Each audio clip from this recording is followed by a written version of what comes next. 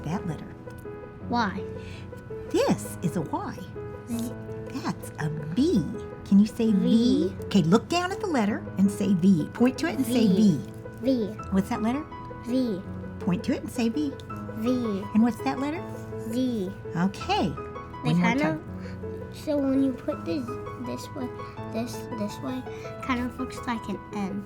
It does kind of look See? like an N. Yeah. It was very interesting working with Reese because he pointed out to me in very articulately how V and Z looks like an N and V and Y, and it was exactly the letters that he was getting confused about, and he could even tell us as a kindergartner why they were confusing. Okay, here we go. Y. You're telling me that's a Y, and I'm going to tell you that's a V. V. So can you say V? V. What's at the bottom of the V? A point. What's at the bottom of the V? Point. Okay, so It's kind of, if you turn it this way and there's a line, it kind of looks like, it would look like an A. it And would. it looks like a triangle when you put it this way, and Yeah. it ends. Okay, but what letter is that? Is it, Y. okay, is this A or B? Y. Y? Oh my gosh, I have to show you something. Y looks like this, okay? When I first started working with Reese, I was just trying to get him to know V because my assessment had told me V was confusing. I don't work on all of the confusing letters. I work on 1 or 2 confusing letters at a time. I work on 1 letter if he just can't remember the name. And when I first started working with Reese, I thought that he could not remember the name of V. So I get a stack of index cards. Maybe I get 12, maybe I get 14, maybe I get 8. Half of those will be the letter that we're working on, 1 letter. The other half will be letters that he is very confident with, so he doesn't have to think about those. So that I go, what's the name of this letter? What's the name of this letter? As I did that, it was real easy for him to say V, V, V. Let's do V.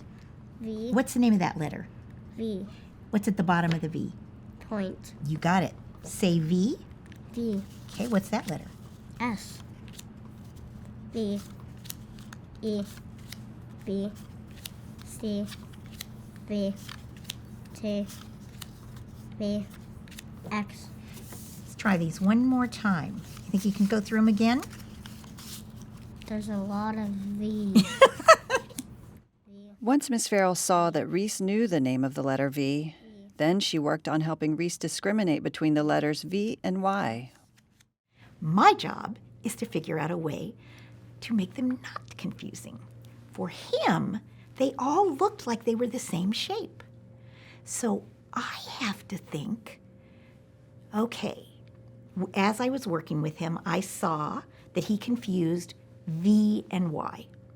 He'd already told me, oh, they both have these and they look, this has a point here and a point here.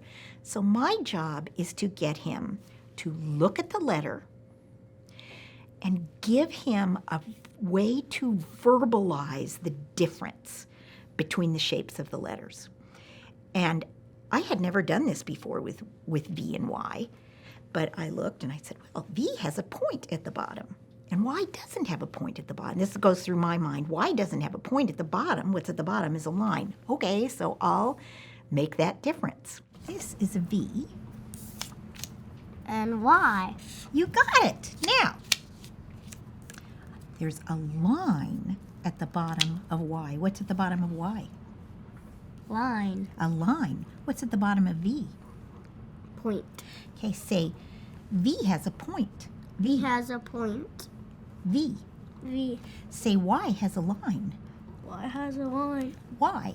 Y. Okay, now point to the point and say V has a point. V. V has a point. V. Say Y has a line. Y has a line. Line. Say Y has a Y. line. Y. Okay, Y do it has a again. line. Y. Got to point to the line. Y has a line. Y. V has a point. V. Okay, now we're gonna, every time I show you a letter, you have to say that, and then you have to say it, okay? You Okay. ready? Okay, here we go. V has a point V. V has a point V. V has a point V. Y has a line Y. Y has a line Y. Y has a line Y. Y has a line Y. Okay, now I want you to try saying them without saying V has a point V. Just say the name of the letter. Go slow, okay? Okay, I might go quicker and quicker. Y. Okay, now you have to look down and point and tell me, Y. what does Y have? A line. A line. What does V? V. It is. I started in this lesson by just getting him to know V. But that wasn't going to work because he still wanted to call it a Y sometimes. So I needed to set up the contrast. And you saw that it worked as long as he said V has a point, Y has a line. V has a point V, Y has a line Y. I stopped the scaffolding too quickly because I went back and he looked at it and he just saw two lines and he went, why? We need to get, whenever we do a scaffold where we're comparing two letters that look similar and we're saying this one has a point at the bottom, this one has a line, he has to do that enough where it is automatic for him to say it and know that letter, and he has to look at it. Because what we want him to do is subliminally, when he stops saying it, being looking at that and thinking it, and then eventually he doesn't have to go through the thinking V has a point, it just automatically becomes V. 2 high fives. I missed one. Let's do another one then. Once he got good at Y and V, just those two contrasting, then I would put 3 Ys, 3 Vs, and 6 letters that he already knows, so that he would have to think. We're making it just incrementally more difficult for him to have to remember until he just automatically looks at that letter and it's a V, and that one's a Y. And it does happen. Sometimes it happens with practice 25 times. Sometimes it happens with practice 250 times.